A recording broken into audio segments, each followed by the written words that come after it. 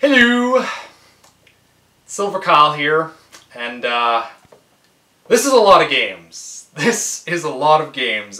This is my gaming update number 5, and I haven't done a gaming update since Christmas 2011. So this is 10 months worth of pickups and games that I've been playing. So I have a lot to cover here. I will try to go as fast as possible, but I still want to give as much detail and impressions of all these games. There's only one stack of games here that I have not played. They're just pickups, but I still want to show them to you because I have picked them up in the past 10 months. Everything else I have either beaten or played a few hours of, at least. So without further ado, let's start it off with Uncharted 3. Now, in my last update, I had started this game and I was nearing the end. I have completed it since then. Basically 2 days after that, I beat the game. I still don't know if I like this game or Uncharted 2 more. Both of them are just such amazing games. Naughty Dog really knows how to make good series. Basically everything they've done it turns to gold, you know. And if you do not own a PS3, these games, Uncharted 1 to 3, are worth it by far. Just those 3 games alone. They're just so damn good. If you like Indiana Jones movies, it feels as if you're playing an Indiana Jones movie. They play it in the trailers where, you know, the guy is like getting ready to play the game and the girl's like, "You ready to watch the movie?" And because it's so realistic that, and so much like a movie that she thinks it's a movie. That's what it is. It feels like a movie the entire time. The platforming is just so good in this, and you know, the gunfights are kept to a minimal, but even those of them, they're really fun. And the storyline and characters and the theme song, there's just so much good to talk about. This second favorite game of 2011. It's that damn good, and I haven't even touched the multiplayer. Beat the campaign, and I was just so impressed by that I would give it second best game of the year. Next one would be Resistance 2, which is another game that I had started in my last gaming update. I got a chance to beating it, and I enjoyed the first one a lot. This one I did enjoy, but not as much as the first. Still very good, very close actually to the first one, just not as good. Although I will say that the ending to this one blows the first one out of the water, and that the ending of this one, like the gameplay of the last mission, is the best gameplay in almost any game I've ever played. It's just so fun and entertaining. What happens, minor spoiler, not exactly to the storyline, but what happens to your character, he becomes, like, he gets these psychic powers, and right at the end of the game, and you're playing with guns the entire game, and then at the very end, you become psychic, and you can run faster, and you can obliterate people with your mind. You just point at them, you're now running around with your hands instead of a gun, and you're just obliterating everything, and they throw so many aliens at you, but you're so overpowered that it doesn't even slow you down that much. And I'm just saying, if ever they made a game like that, like an overpowered character like that in a first-person sense, it would be amazing. So that's what I have to say about Resistance 2. Then, because I beat Resistance 2, I got to play the campaign of Resistance 3. So when I first got this game, I only got to play the multiplayer because I didn't want to spoil any of the campaign. And the multiplayer in this is amazing. I talked about it last time a little bit, but it's really good. It's really unique. It's different. It's its own thing. It's not like a Call of Duty. It's not like a Halo. It has its own unique feel to it. And actually, I played the first Resistance, the multiplayer, and I played the third one. I haven't played the second one, but the first and third just differ so much that they're, you know, their own experiences by themselves. Just the multiplayer, really solid stuff. I put in a few more hours of the multiplayer in the past 10 months, and I beat the game. The thing that I would say is that the first 2 games of Resistance, the campaigns are quite long. They're about 10 to 12 hours. And this one, it's about cut in half. It's about 6 hours. But basically what happens is, one of the few negatives of Resistance 1 and 2 is that there's some down parts where it's kind of like dragging on, it feels. This one, it doesn't have that at all. It's like they took every action scene and all the good stuff of Resistance 1 and 2 and put it into this one. You do wish it was a little bit longer, but you know, I can't complain because there wasn't any slow parts. It's just action, and really fun gameplay. And one of the only negatives thing I will say, though, is that you don't play as the main character from the first 2 games, which is this guy. I can't remember his name. You play a different character, and he's still interesting, but it's just, I don't like it when they switch a character when you're used to one character already, right? Okay, Mario Sports Mix for the Wii. It's a regular sports Mario game. It's not bad. It's not great. It's somewhere in the middle. You know, it's fun to play when you have people over. You play 3v3 games of hockey, basketball, murder ball, and hockey. and then there's like mini games of each of those, and the mini games are actually my funnest part of the game. There's a volleyball one where there's music playing and you're all different colors and you always have to hit your musical notes, and it's just really fun. So yeah, if you like Mario sports games, I don't think you'll be disappointed with this one. Then I started playing Mass Effect 1 because I had never played it before, and Mass Effect 3 at the time was coming out. That just gives you an indication of how long this update needed to be done. But I started playing it. I played about 5 hours. I really enjoyed the first 5 hours. They were really good. The storyline, the Western RPG elements of this game really had me hooked. It's just such a big universe, and there's so much going on. It's in the future. It's in space. It's just so interesting. Shepard is awesome. All the characters that we've met so far are really cool too. But then I got to a section where instead of being in a city and you're doing all these RPG things and having battles here and there, I got to the section where I'm driving around on a planet, going from one area to the other and just shooting people. And that kind of, it didn't have my interest anymore. So I stopped playing it and played other things, but I do want to get back to this because the first 5 hours were amazing, and I think that like if I just push through that one section, I'll get more of the first stuff that I played. Okay, this will be easy and short. I've been playing a lot, or in the first 6 months of the year, I played a lot of Halo Reach and Halo Anniversary, the multiplayers. I love Halo multiplayer. It's just so, I don't know, it's like Unreal Tournament, it's just so ridiculously out there because it's not realistic at all. You can jump like super high, but it's just, there's something about it that I just love. I will say though that I'm getting kind of tired of the maps. And they're not, the best maps were from Halo 1 and 2, and that was the best multiplayer gameplay. Technically, you do have a few of the maps from Halo 1 and the Anniversary, obviously, but you don't have all of them, and it kind of feels different because it's the Halo 1 engine, or Halo Reach engine, instead of the Halo 1 engine, obviously because they had to upgrade it, and I guess they just went with whatever was available. But it's still fun nonetheless, and I still had a lot of time, invested into those games in the multiplayer in the past 10 months. Excuse me. Losing my voice. Next is Batman Arkham Asylum. I didn't play this game when it first came out because I was like, it's just another Batman game. My brother picked it up. It looked kind of fun.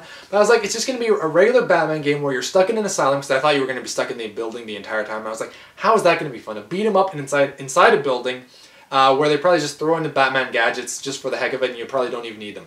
No. Not at all what I was thinking. This game blew me away. I think it's because my expectations were so low and the game was just so awesome that I was just like, whoa, this is... after the first 2 hours of the game, you feel as if you're Batman. You're like, I'm Batman. You just start talking in the Bale voice, when he, like in the Dark Knight and Dark Knight Rises, he's like, where is he? Where is it? In reference to, in the first Dark Knight, he talks to Joker and he's asking where Harvey Dent is. He's like, where is he? And in The Dark Knight Rises, he talks to Bane and he wants to know where the bomb is. He's like, where is it? I just really enjoyed those two parts of the movie. I just love when Bale talks in that voice. It's so ridiculously over the top. But basically, Dark Knight Rises came out and I was like in a Batman mood, so I gave it a chance. Loved it. I'm so glad that I did that. It's about 10 hours to beat. And it's a really good storyline. And what's one really cool thing is that they got Kevin Conroy and Mark Hamill, the voices of Batman and Joker from the Batman animated series from the 90s, to come back and reprise their roles, and they're fantastic. If ever there is a Batman voice, it would be Kevin Conroy. Mark Hamill does a fantastic Joker as well, but I also enjoyed Heath Ledger's work as the Joker, and I thought that he nailed the voice and the laugh just as well. They both did phenomenal jobs. So awesome game. If you like Batman, check it out. You won't be disappointed. It's not a beat 'em up. Oh, that's another thing too. You're not in the asylum the entire time. You're on the island, and there's other buildings. You get to go outside. There's a lot to it. Let's talk about some handhelds here. I got Kirby Mass Attack for Christmas as well. This was my first Kirby game. So, what happens is that you're playing as Kirby, but you've been split up into 10 little Kirbys, and you use the stylus to scroll across. It's okay. I think I probably would have enjoyed other Kirby games, so I'm going to try out a bunch of other Kirby games before I really say that, this is what Kirby's like. Maybe I would have enjoyed it more if I had played the Kirbys, or maybe I wouldn't, because just as a first time playing a Kirby game, I just wasn't that impressed. It's actually a lot longer than I expected too. It was like 8 or 10 hours to get everything, because you have to go back and you get everything in the game. When you have a mission, get all the rainbow coins. That's what you need. Jeez. Next is a Vita game, Uncharted Golden Abyss. They're so tiny. Like, this is ridiculous. Like, here's a DS game. And it's like, it's a lot thinner. Anyway, Uncharted Golden Abyss. I beat it. It's a shorter game than the regular Uncharted games, but the graphics for the Vita are so nice on this. I did not think handhelds could be that powerful. The Vita has a very strong graphics engine. You know, it's short. It's the storyline's good, and they have the voices of Nolan North reprising his role as Nathan Drake once again, which is awesome because he's the perfect Nathan Drake. Sully's back in the game, same voice. So it's cool that they did that. And the graphics were up to par because they're phenomenal for a handheld. But the gameplay wasn't as good. There's parts where you have to use the Vita's controls, and you have to, like, I don't know, you used to use the touch screen and every once in a while. It's not a big thing, but it's like, it kind of brought it down. The platforming is pretty good. Not as good as the first three, obviously, that were on the console. But what really lost marks for me was the shooting aspects, the third-person shooter aspects of it. The controls for the Vita, even though they have two analogs, they just don't feel right. And I was having a really hard time aiming the gun. So other than that, though, it's still pretty solid. The weakest of the series, it's worse than the first one. I'm not saying it's worse. I mean, the first one was amazing, but it doesn't. I don't know if they could nail down the shooting aspects of the game and get the aiming to feel a little bit better. Although I think that's honestly just the feel of the Vita. Then it could be better. It's still worth a shot, though, if you are an Uncharted fan. Next is Little Deviants. This is kind of like a compilation of a bunch of mini games to kind of show off what the Vita can do in terms of, like, the back screen and the front screen. And it's cool because all the 30 games, I think it's 30 games that they have in here, they're all different. They're all unique. They all feel different. And it's kind of neat just to see all these different games and the different things that you can do with the Vita. It's not amazing, but it's like, you know, a Mario sports game or something like that. It'll entertain you, but just not amazing. Next is Kid Icarus Uprising. The controls were really wacky with this because you have to use your Vita, you have the analog stick with your left hand, and you have the stylus in your right, and you're shooting like that. It's just awkward because you have to be there the entire time. Another thing is that I expected a lot more flying segments, and you're not. You're flying just a small portion of the game. I still haven't beat it yet, but I do want to pick it up at one point. It's just that the awkwardness, it takes a bit of getting used to, and one of these days, that's what I'm just saying for the entire video here. How am I doing on time? Yipes! 13 minutes! Oh, 13 minutes and it's a Plants vs. Zombies game.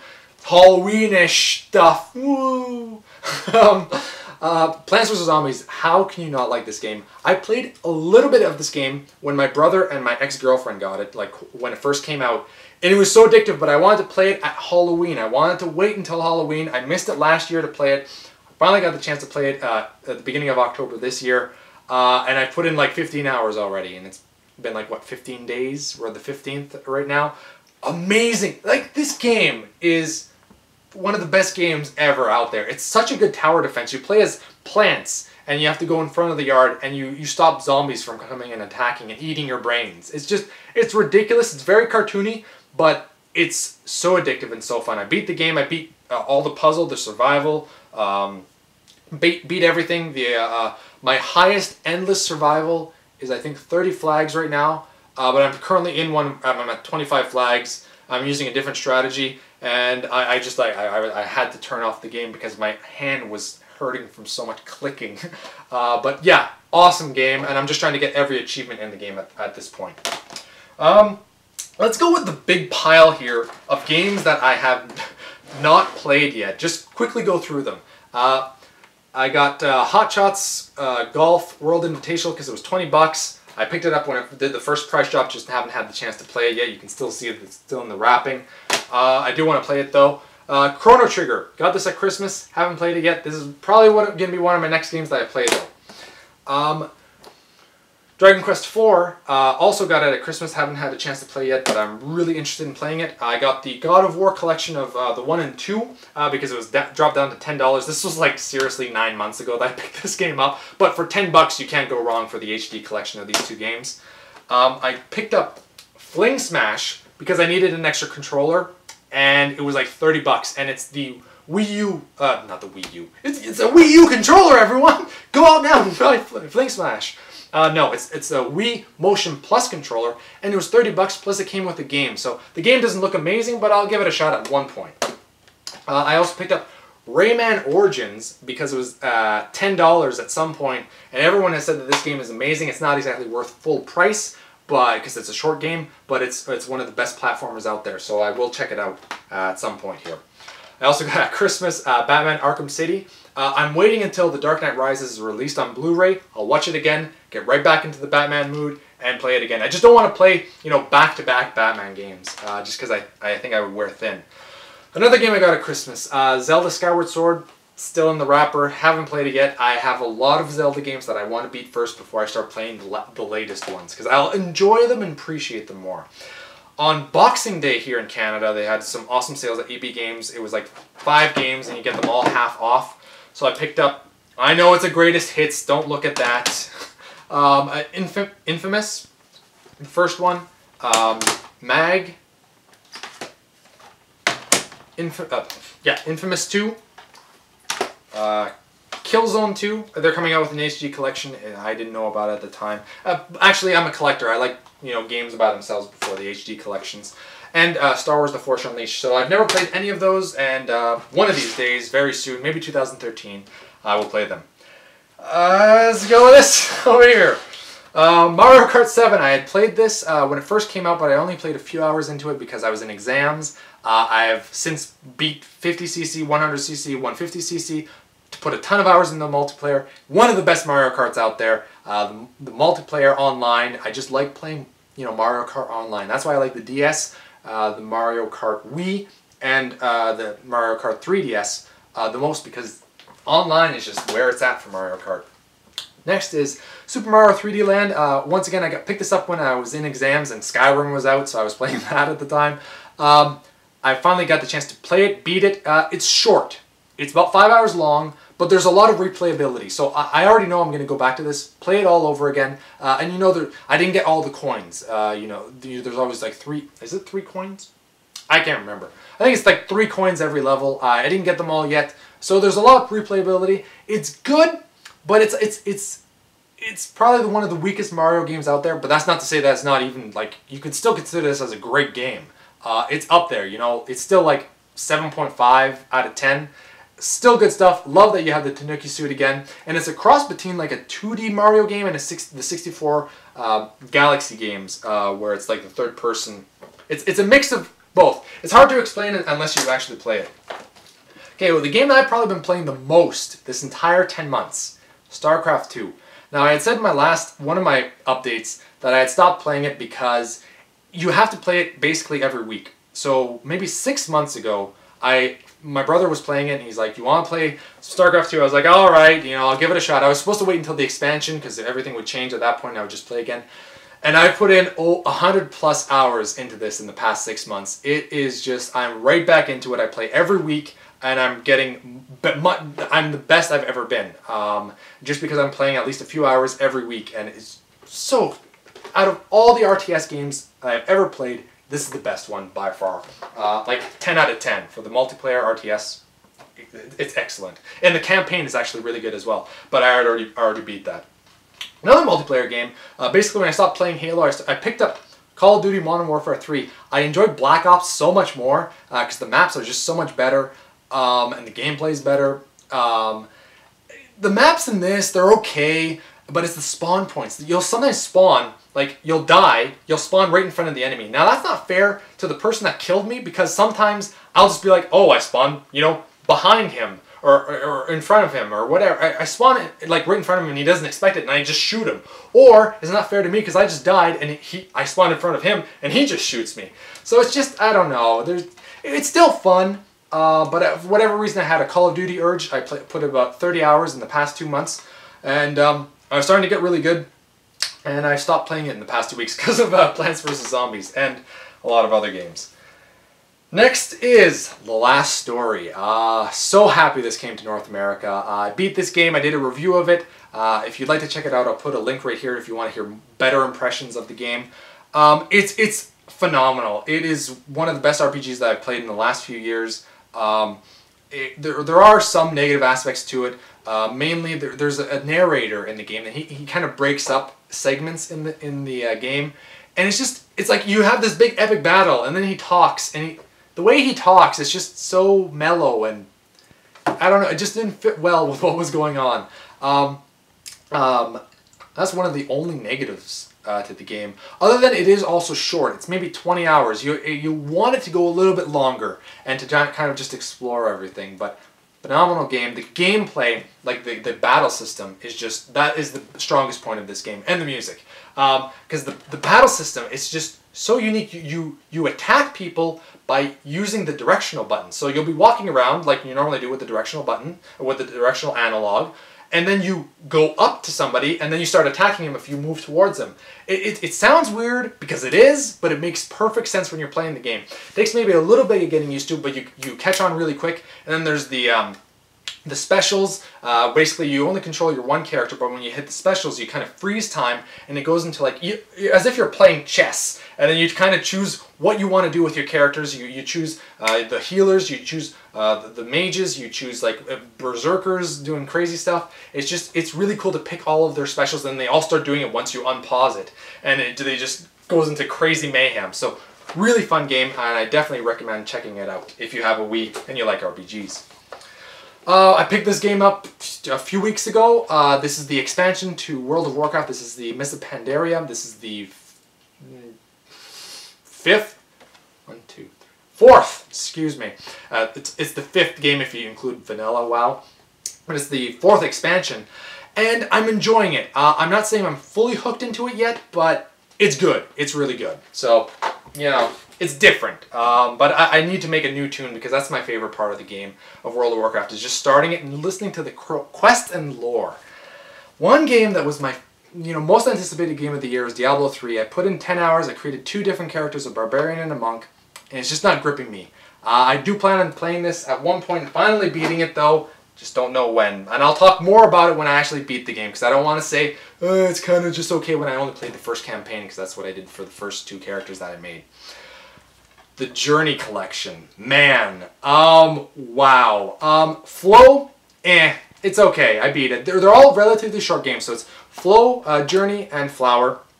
They're all about 2 hours long. Flower and Journey I both loved to bits. It is something completely different that you've ever played in your entire life, because you feel different emotions as you play these games. You'll feel sadness, you'll feel a bit of anger, you'll feel, happy, you'll feel, it's so weird. This is the exact definition of games that are art. This, I can't even explain. Go pick these games up. Either pick up the collection or download on PSN Flower and Journey. They're just so different. Pick them up. I'm not doing it justice. Maybe I'll do a review of this game because it's so good, and I'm running out of time on my timer there. Last game, Mario Party 9. What? I'm just like speechless. The thing is, they broke something. They did something. If it's not broken, don't fix it. You go around and you're in this car. You're all in the car. Mario Party is supposed to be you're on this board and you all go in different directions. You don't go all together. You just take different... What happens is, it's your turn, you'll roll the dice, you'll all move in the car, and you get whatever you land on. Then it's the next person's turn, you're all still in the car and you're moving together. And it's instead of stars, it's mini stars, so there's no coins in the game. It's like, why did you do that? That's the only negative thing though, because I will say that the actual gameplay of the games, the mini games, are really good. They use the motion controls correctly, and I enjoyed that part. So that's my gaming update number 5. Woo! I'm done! Now it's at the red section, which means that this video is going to end any second now. So you've been bearded in. Thanks for watching, everyone. I feel as if these 2 games I have to do more justice. So maybe next time I'll talk about these 2 games a little bit more. Thanks for watching, everyone. You've been bearded in. Beardage!